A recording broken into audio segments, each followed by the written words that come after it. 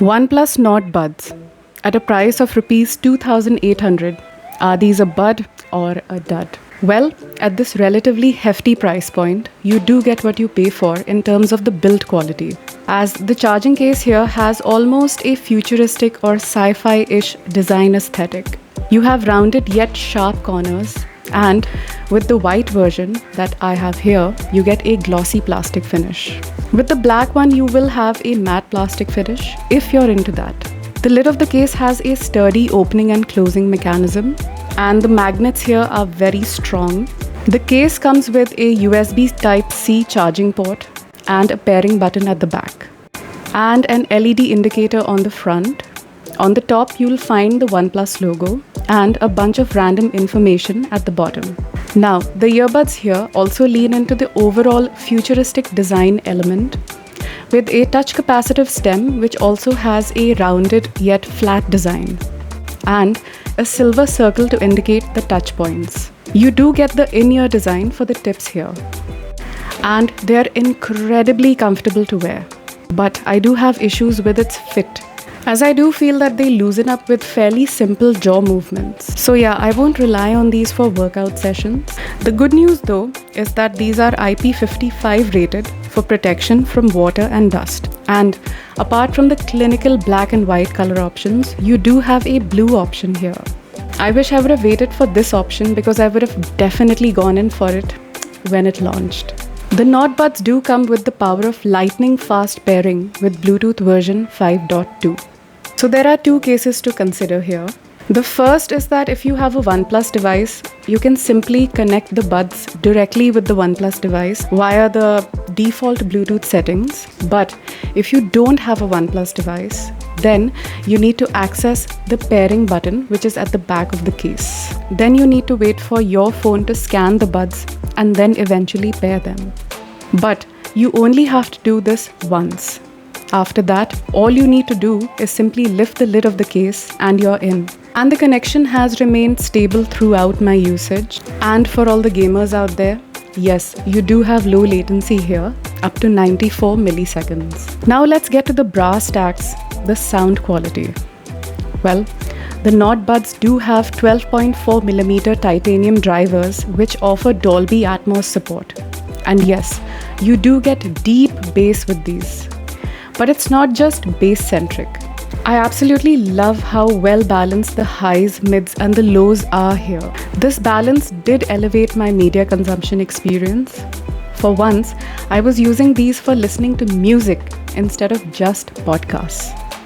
And these do get loud on max volume, almost cancelling out 90% of the noise around you.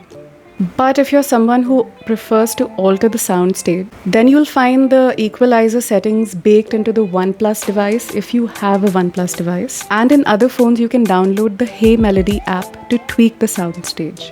So you do have your default sound mode, which I absolutely love. And then there's bold mode here to enhance the sharp pitches in your media.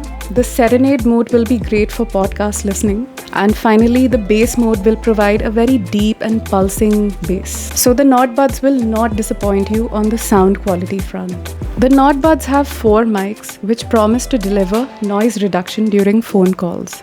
And in everyday use, I'll say it didn't blow me away. I mean, it's decent, and I'll leave an audio sample here for you guys to judge it for yourselves. Here's a mic test of the OnePlus Nord Buds.